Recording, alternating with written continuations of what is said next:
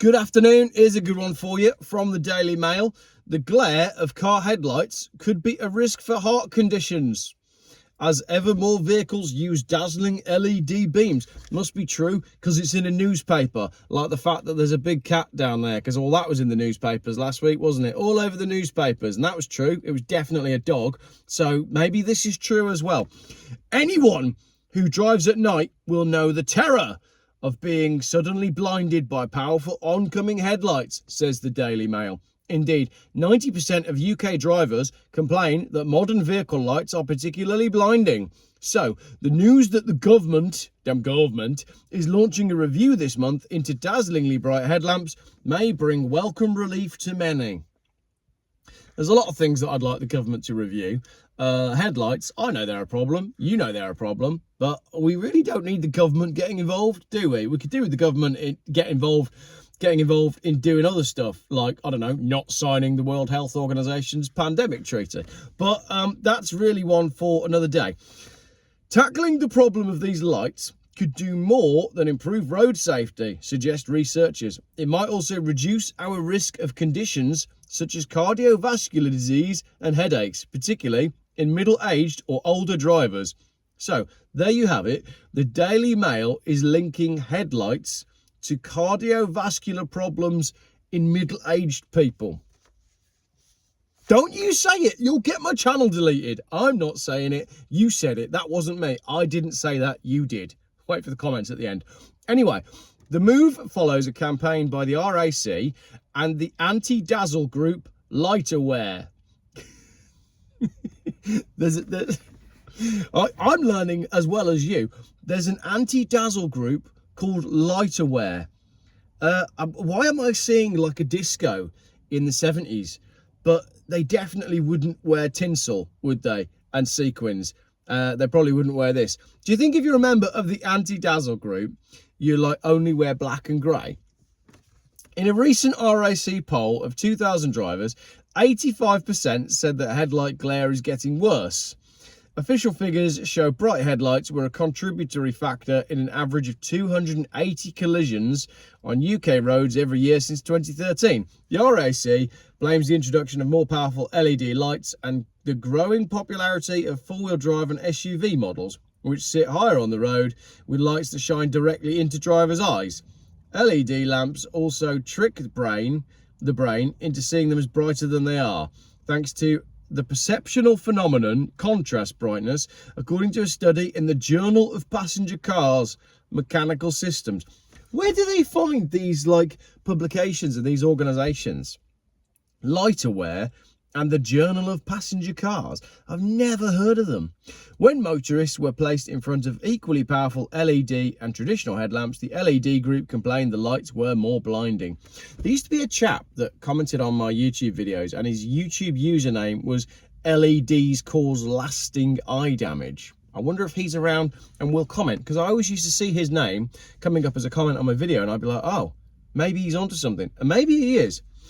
The researchers said this is because our brains assess brightness according to the contrast between a light source and the level of light around it. A house lamp hardly seems bright by day, for instance, while at night it lights up the room. Basically, lights seem brighter when it's dark. For those of you that didn't understand that bit, because LEDs are small and send out tight-edged beams compared with loosely focused traditional halogen bulb headlamps, they create a harsher contrast with the darkness around them, making the lights seem brighter, according to a 2005 report. Moreover, modern LED headlights are around twice as bright, 6,000 lumens compared to 3,000 for halogens. Dr. John Lincoln, a retired immunologist of Lightaware, told Good Health, hang on a minute, we've got like 3 different organisations. So there's a doctor called John Lincoln who's a retired immunologist, but he works for Lightaware. He wears grey. And he told Good Health, which must be a part of the Daily Mail, that LED glare can cause stress that can damage our cardiovascular system, according to research by the Karolinska Institute of Sweden. Hang on a minute. Why have we got some really good journalism going on here from the Daily Mail when they're looking at, I mean, who have they spoken to make this article? You've got the RAC, you've got the anti-dazzle group Lightaware, you've got the Journal of Passenger Cars, you've got Dr. John Lincoln, you've got an immunologist, and then you've got the Karolinska Institute of Switzerland. All this just to tell us that modern car headlights have gotten too bright.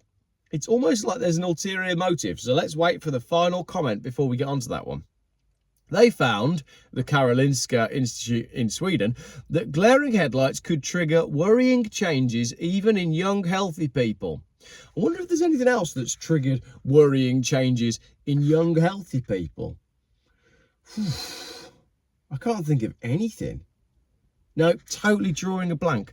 In one study, including 19 drivers under 40 who were subjected to 5 sudden bursts of strong headlight glare, one volunteer showed a potentially dangerous rise in blood pressure, while another temporarily developed ventricular extrasystole, a heartbeat abnormality associated with heart attacks. Older and less healthy drivers may fare worse. The 1998 report found that drivers in their mid-40s and over who had symptoms of heart disease such as high blood pressure were also the most sensitive to sudden headlight glare and the most likely to show cardiovascular reactions, possibly because the boo! See, I shouted boo, right?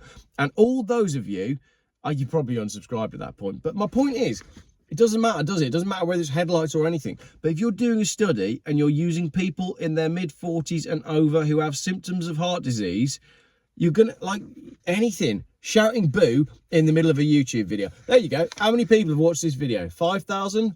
A study of 5,000 people. I might have killed someone then. If you died when I shouted boo, I apologise. But my point is, it doesn't matter, does it? What they're trying to do here is they're trying to, well, you know what they're trying to do, and I know what they're trying to do. But we'll come on to that in the comments at the end. Such pain is a natural response to a sudden dazzle, according to Peter Hellig, Professor of Ophthalmology at the University of Vienna. Glare sends a warning signal to the brain that says, stop. It's comparable to the pain signal you get when you suddenly overstrain a joint. So now we've got the Peter Hellig, a Professor of Ophthalmology. This is from the same newspaper that last week posted my video claiming that I'd seen a big cat when it was quite clearly debunked as a dog, because everybody who watched the video watched it and said, here, Jeff, you can see the guy walking his dog, right? Now, this is in the same newspaper that last week told you that big cats were roaming Britain because I filmed the dog. But this week, they're using all of this excellent stuff to tell us that headlights are causing heart attacks. Over the age of 60, our eye's ability to recover from glare at night starts to fall significantly as the light-sensitive rod cells, which help with good vision in low light, weaken. Moreover, the tiny muscles that control the size of our pupils and how much light they let in also weaken, so they don't recover quickly from closing tight when dazzled. This explains why the NHSTA found older drivers' eyes took significantly longer to recover sensitivity after being exposed to glare. As long as 10, let's just get to the comments, shall we? Let's just get to the comments at the end. Comments, right? Here's a comment from me. We know that car lights are too bright, and to be honest, I don't find that they're too bright when they're oncoming. I find they're too bright when they're behind me. We know it. We all know that modern car headlights are too bright because, like with everything, we reached about 2000 and cars were perfect. You didn't need to add anything else, and the manufacturers kept having to add new things to try and get us to buy them, because otherwise we would have realised that we had all the car we ever needed in about 2002 and never needed to buy a new car ever, like this one right now that I bought yesterday. Comments. Car manufacturers can't be relied on to take note of widely expressed public disquiet over blinding headlights. Nobody asked for such improvements, and you have to wonder what sort of market research preceded their imposition on the hapless public. It's time for very business-like letters to be sent to MPs urging swift legislation to regulate this menace as a matter of real urgency. Why is it that MPs have to get involved with the headlights being a bit too bright? The car manufacturers should have realised this during testing. You know, when they're out testing the car and they do all that stuff, where they test it in the cold and they test it in the hot and then they test it at night. And the guy who's in the production car in front should have been going, do you know what? When you were behind me with your headlights on, it was just a bit too bright. And then he should have fed that back to the factory. Shouldn't have got this far. Another comment. Lights are far too bright these days and often at the wrong height setting. Couple that with even street signs are too reflective and bright as well. All part of the plan to make people not want to drive. Oh, we got a conspiracy theorist in the comments. We got a conspiracy theorist in the comments. He's right though. Heart conditions. What has that got to do with it? Says the next comment. How about just sticking to the obvious that being dazzled by headlights can result in accidents? Because we don't want to stick to the obvious. What we want to do is we want to use complex names like Dr. Lincoln and what was the other one? The Swedish one. The Karolinska Institute in Sweden, and the people that don't like having discos, and good health, and an immunologist. We want to use all those people to convince you that actually it's normal for lots of young people to be having heart attacks. Let's get on to our final comment. So far, the causes of heart disease include gardening, cold showers, climate change, and football, among many others. Now, add lights to the list. I'm waiting for elephants to be added, as there's a huge one in the room. Yeah, the elephant in the room that is causing everyone to have heart problems. Don't know. Absolutely drawing a blank on that one. Not a clue.